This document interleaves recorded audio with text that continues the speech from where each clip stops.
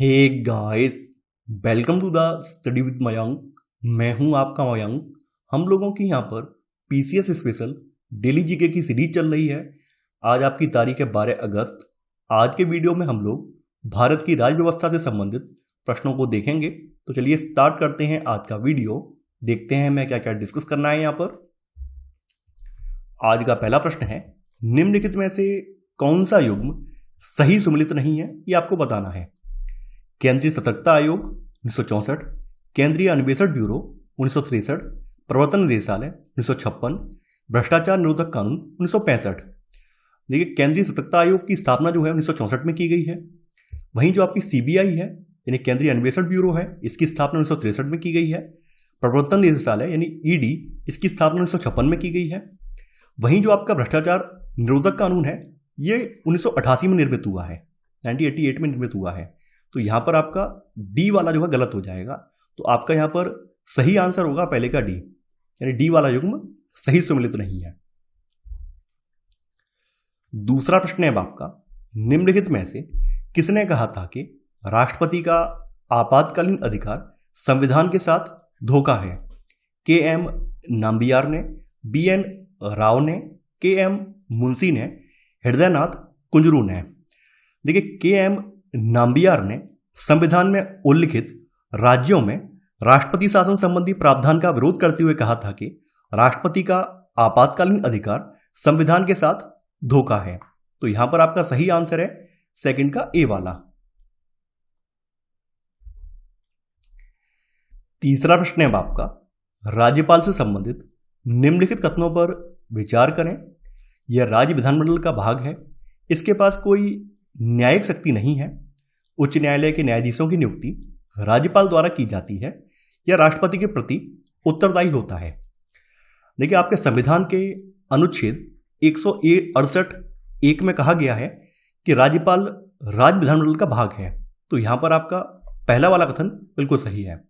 Second वाला कथन यहां पर जो है, इसके पास कोई न्यायिक शक्ति नहीं है, देखिए ये कथन यहां पर गलत है। आर्टिकल 161 यानी अनुच्छेद 161 के तहत राज्यपाल को कुछ मामलों में यानी मृत्युदंड को छोड़कर उसको दंडादेश के निलंबन, परिहार या लघुकरण की शक्ति प्राप्त है। तो यहां पर आपका सेकंड वाला कथन गलत हो जाएगा, क्योंकि यहां पे लिखा हुआ है इसके पास कोई न्यायिक शक्ति नहीं है। तीसरा वाला कथन जो है ये भी गलत है। देखिए, उच्च न्यायालय के जो न्यायाधीश हैं, इनकी नियुक्ति राष्ट्रपति द्वारा भारत के मुख्य न्यायाधीश की सलाह पर की जाती है, न कि राज्यपाल के द्वारा। तो यहां पर आपका तीसरा वाला कथन ये भी गलत हो जाएगा।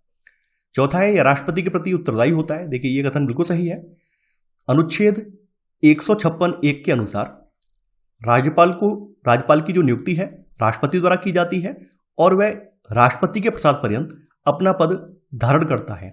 तो यहां पर आपका चौथा वाला कथन ये बिल्कुल सही है। तो यहां पर आपका केवल 1 और 4 कथन सही है। तो आपका सही आंसर है तीसरे का डी, यानी कि 1 और 4। चौथा प्रश्न है आपका, राष्ट्रीय मतदाता दिवस का आयोजन कब किया जाता है? 23 जनवरी, 25 जनवरी, 27 जनवरी, 29 जनवरी।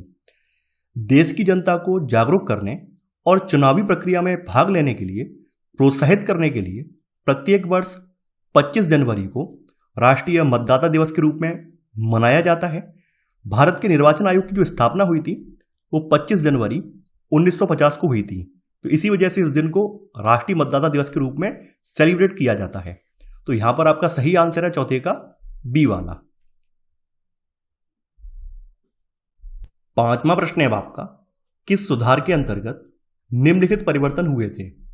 इस अधिनियम ने देश के शासन में एक प्रातिनिधिक और लोकप्रिय तत्व शामिल करने का पहला प्रयास किया। गवर्नर जनरल की कार्यकारी परिषद में पहली बार एक भारतीय सदस्य को चुना गया।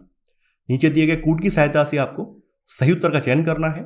मार्लियामेंटो सुधार, मॉन्टेग्यू चेम्सफोर्ड सुधार, संवैधानिक सुधार, क्रिप्स मिशन। देखिए, यहां पर जो विशेषताएं बताई गई हैं वो भारतीय परिषद अधिनियम 1909 से संबंधित हैं और लोकप्रिय रूप से इसे मार्लियामेंटो सुधारों के नाम से जाना जाता है। इस अधिनियम ने देश के शासन में एक प्रतिनिधि और लोकप्रिय तत्व लाने का पहला प्रयास किया। केंद्र सरकार के संबंध में गवर्नर जनरल की कार्यकारी परिषद में पहली बार एक भारतीय सदस्य को इसमें शामिल किया गया था। और आपको पता होना चाहिए सत्येंद्र प्रसाद सिन्हा जो है वो पहले सदस्य हैं, यानी सत्येंद्र प्रसाद सिन्हा गवर्नर जनरल या वायसराय की कार्यकारी परिषद की कानूनी सदस्य के रूप में शामिल होने वाले पहले भारतीय थे। तो ये कौन थे? सत्येंद्र प्रसाद सिन्हा शामिल होने वाले पहले भारतीय थे। तो यहां पर आपका सही आंसर होगा 5वें का ए वाला, यानी मार्ले मिंटो सुधार। 6वां प्रश्न है आपका, नागरिकता और भारत के चुनाव आयोग से संबंधित संविधान के प्रावधान लागू हुए 26 नवंबर 1949 को, 26 जनवरी 1950 को, 26 जनवरी 1949 को, 26 नवंबर 1950 को। नागरिकता से संबंधित संविधान के प्रावधान और अनुच्छेद 324 यानी चुनाव आयोग से संबंधित प्रावधान थे, इनको 26 नवंबर 1949 को लागू किया गया था। तो यहां पर आपका सही आंसर है 6वें का ए वाला। 7वां प्रश्न है आपका, निम्नलिखित में से किस राष्ट्रमंडल देश ने सबसे पहले लोकपाल प्रणाली को अपनाया था? न्यूजीलैंड, भारत, पाकिस्तान, श्रीलंका। देखिए, लोकपाल प्रणाली को ओम्बुड्समैन संस्था या इसको लोकपाल प्रणाली कहा जाता है और पहली बार इसे वर्ष 1809 में स्वीडन में गठित किया गया था। ओम्बुड एक स्वीडिश शब्द है और यह एक ऐसे व्यक्ति को इंगित करता है जो किसी अन्य व्यक्ति के प्रतिनिधि या प्रवक्ता के रूप में कार्य करता है। लोकपाल एक संवैधानिक प्राधिकरण है जो अधिकारियों द्वारा कानूनों और विनियमों के अनुपालन की निगरानी करने की शक्तियां प्राप्त करता है और यह सुनिश्चित करता है कि वे अपने कर्तव्यों का ठीक से निर्वहन करें। यहां पर बात करें कि किस देश ने सबसे पहले लोकपाल प्रणाली को अपनाया है, तो न्यूजीलैंड जो है वो दुनिया का पहला राष्ट्रमंडल का देश है जिसने वर्ष 1962 में पहली बार लोकपाल प्रणाली को अपनाया था। तो यहां पर आपका सही आंसर है 7वें का ए वाला। तो यहां पर न्यूजीलैंड है। 8वां प्रश्न है आपका, निम्नलिखित में से किसने सबसे पहले संविधान सभा का विचार रखा था? सी राजगोपालाचारी, जवाहरलाल नेहरू, बी.आर. अंबेडकर, एम.एन. रॉय। देखिए, एम.एन. रॉय ने पहली बार 1934 में संविधान सभा के विचार को सामने रखा और 1935 में भारतीय राष्ट्रीय कांग्रेस ने पहली बार आधिकारिक तौर पर भारत के संविधान को तैयार करने के लिए एक संविधान सभा की मांग की। तो सबसे पहले विचार रखा था एम.एन. रॉय ने, वामपंथी नेता एम.एन. रॉय ने रखा था। तो यहां पर आपका सही आंसर है 8वें का डी वाला। 9वां प्रश्न है आपका, राज्यसभा के संदर्भ में निम्नलिखित में से कौन सा या कौन से कथन सही है? राष्ट्रपति आंग्ल भारतीय समुदाय से 2 सदस्यों को मनोनीत करता है। संविधान की 4थी अनुसूची सदन में सीटों के आवंटन से संबंधित है। तो आपको यहां पर कूट का प्रयोग करके सही उत्तर का चयन करना है। ठीक है, राज्यसभा की सदस्यों की जो अधिकतम संख्या है वो 250 निर्धारित की गई है, जिनमें से 238 तो जो है राज्यों और केंद्र शासित प्रदेशों के प्रतिनिधि के रूप में अप्रत्यक्ष रूप से चुने जाते हैं। वहीं 12 सदस्यों को राष्ट्रपति के द्वारा मनोनीत किया जाता है। राष्ट्रपति कला, साहित्य, विज्ञान और समाज सेवा में विशेष ज्ञान या व्यवहारिक अनुभव रखने वाले लोगों में से 12 सदस्यों को राज्यसभा के लिए मनोनीत करता है। अब देखिए, यहां पर पहला वाला कथन इसमें कहा गया राष्ट्रपति आंग्ल भारतीय समुदाय से 2 सदस्यों को मनोनीत करता है। देखिए, जनवरी 2020 में एक यहां पर नया काम हुआ है। जनवरी 2020 में संसद ने संविधान का 126वां संशोधन विधेयक पारित करके जिसमें अनुसूचित जाति, अनुसूचित जनजाति के लिए आरक्षण का विस्तार किया गया, लेकिन लोकसभा और कुछ राज्य विधानसभाओं में आंग्ल भारतीय के नामांकन के प्रावधान को इसमें हटा दिया गया। यानी 126वां जो संविधान संशोधन विधेयक पारित हुआ है, इसमें आंग्ल भारतीय सदस्यों को मनोनीत करने की जो प्रक्रिया है उसको हटा दिया गया है।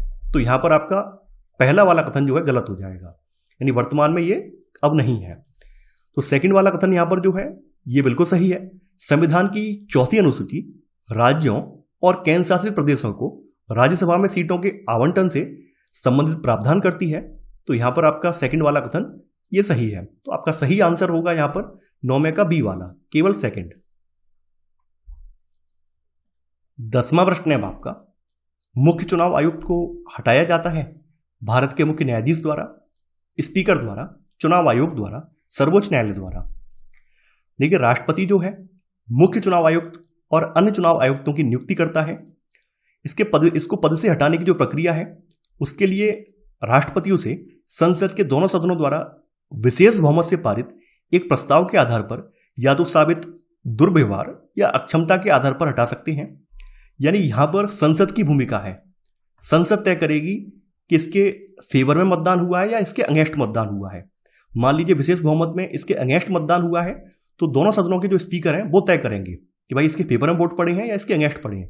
इसके अगेंस्ट वोट पड़े हैं तो इसको पद से हटा दिया जाएगा। तो स्पीकर द्वारा तय किया जाएगा यहाँ पर, क्योंकि यहाँ पर संसद की जगह स्पीकर का ऑप्शन है। स्पीकर लोकसभा के संदर्भ में स्पीकर और राज्यसभा के संदर्भ में स्पीकर। भाई लोकसभा में वोटिंग होगी तो लोकसभा की जो वोटिंग होगी वो वोटिंग में इसके फेवर में वोट पड़े हैं या अगेंस्ट पड़े हैं कौन तय करेगा? लोकसभा का स्पीकर करेगा। उसी तरह से राज्यसभा में वोटिंग हुई है तो राज्यसभा के संदर्भ में कौन तय करेगा? इसके फेवर में पड़े हैं अगेंस्ट पड़े, वहां पर भी स्पीकर तय करेगा। तो इसलिए संसद के जो दोनों सदनों के स्पीकर हैं इनके द्वारा यह तय किया जाएगा कि इसके फेवर में वोटिंग है या अगेंस्ट है, और उसी आधार पर इसको हटाया जाता है। तो यहां पर आपका सही आंसर है 10वें का बी वाला। तो ये था हमारा आज का वीडियो। आई होप आपको आज का वीडियो पसंद आया होगा। आप लोग इस वीडियो को लाइक और शेयर करना बिल्कुल ना भूलें।